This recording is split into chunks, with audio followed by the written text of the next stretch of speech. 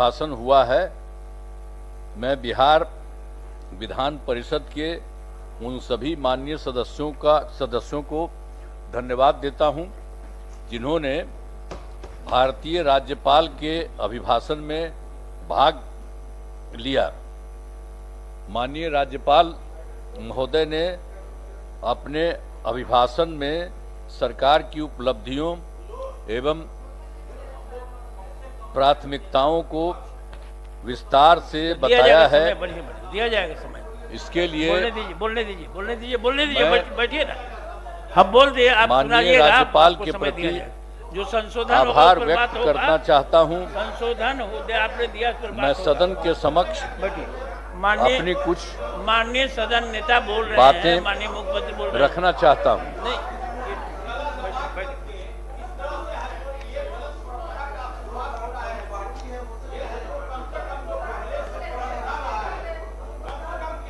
ये आसन को अधिकार है, आसन को अधिकार है। नहीं, आप सब जानते हैं कि 24 नवंबर 2005 को पहली बार एनडीए की सरकार बनी थी। तब से राज्य में कानून का राज है और हम लगातार 20 वर्षों से विकास के काम में लगे हुए हैं। बिहार का विकास करना ही हमारा मुख्य उद्देश्य रहा है। हम दिन रात बिहार को आगे बढ़ाने के लिए ही सोचते हैं और इसी पर काम करने रहते हैं। मैं बिहार की जनता का आभार व्यक्त करता हूं कि उन्होंने इस बार के विधानसभा चुनाव में बढ़ चढ़कर हिस्सा लिया और एनडीए गठबंधन को भारी बहुमत से बिजली बनाया। शुरू से ही बिहार के विकास का काम हो रहा है। अब किसी प्रकार के डर एवं भय का वातावरण नहीं है। राज्य में प्रेम, भाईचारा एवं शांति का माहौल है। पहले कितना हिंदू मुस्लिम झगड़ा होता था, इसलिए वर्ष 2006 से ही कब्रिस्तानों की घेराबंदी शुरू की गई है। बड़े पैमाने पर कब्रिस्तानों की घेराबंदी की जा चुकी है।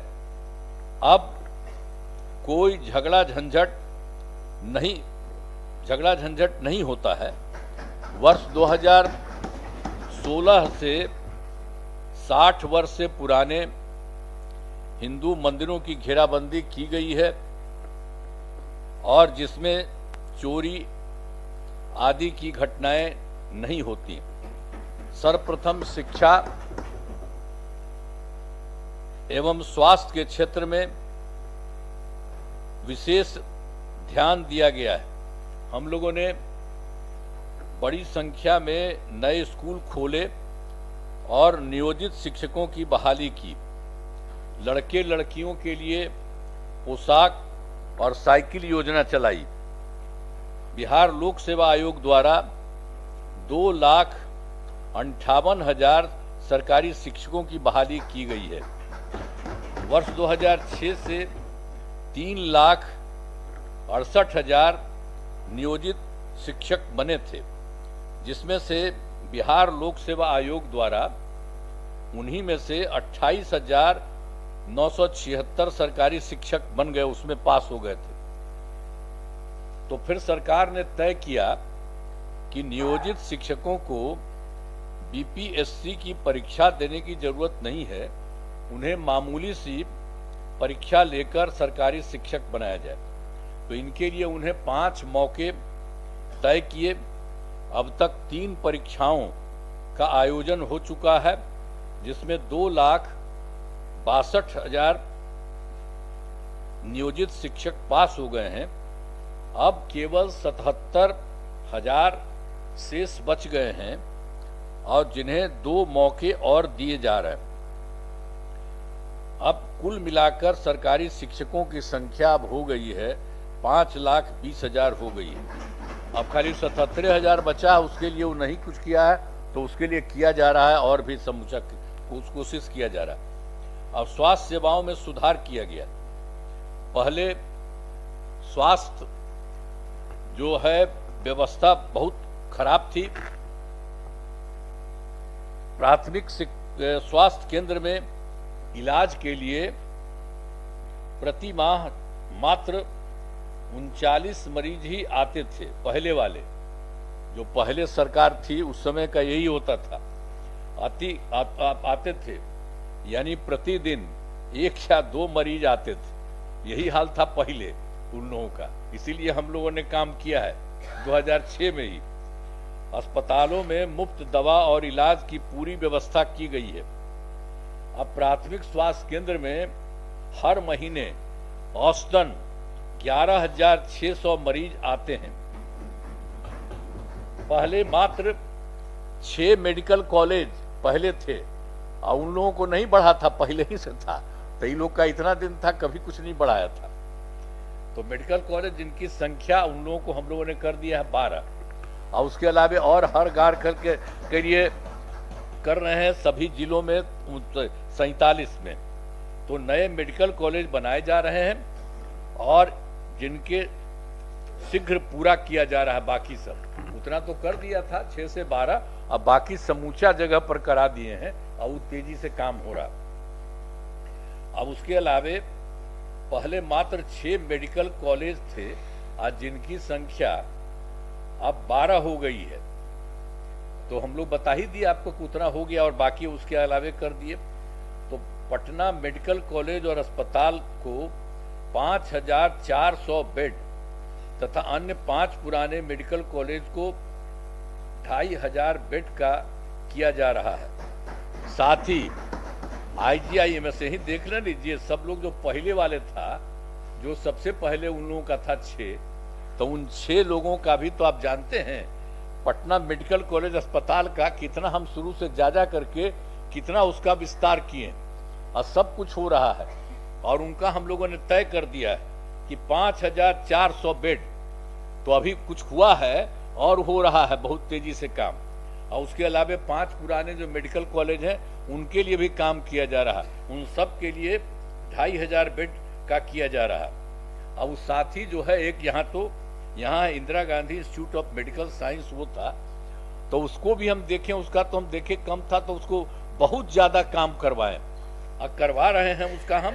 तो उसके लिए 3,000 बेड का जो बनाया जा रहा है, एक तरह से सब जगह पर काम किया जा रहा है। तो आप जानते ही हैं कि अब तो एक हर जगह हो जाएगा, तो सबका करा ही रहे हैं, तो सब जगह हो जाएगा। और कुछ जगह पर कुछ बाहर वाला अपना किए हुए है तो वो अपना करते रहेगा, लेकिन हम लोगों की तरफ से सब जगह का वो काम किया जा रहा है।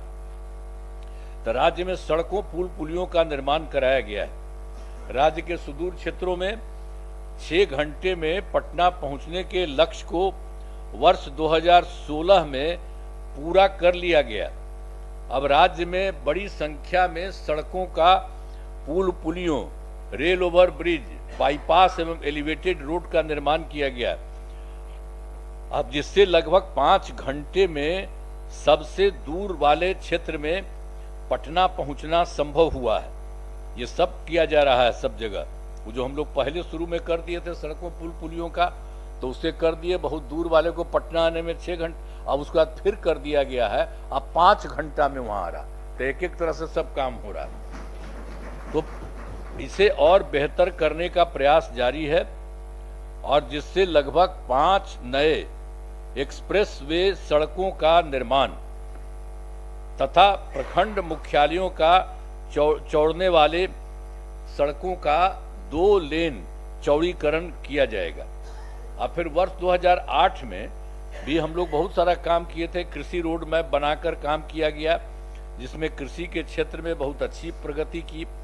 अब उसके चलते अनेक जगहों पर काम कराए हैं। अनाज, फल, सब्जी, दूध, अंडा, मांस एवं मछली उत्पादन काफी बढ़ गया है। अब मछली का उत्पादन 2.5 गुना से अधिक हो गया है इससे मछली के उत्पादन में बिहार आत्मनिर्भर हो गया है।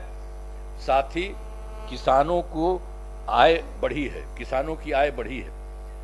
वर्तमान में चौथे कृषि रोड मैप वर्ष 2024 से 25 उसको हम करवा दिए। उस शुरू में था, जो हम शुरू किए थे 8 से, तो उसका शुरू में 12 साल था, अगला बार 5 साल था और तीसरा बार 5 साल से भी 1 साल ज्यादा था।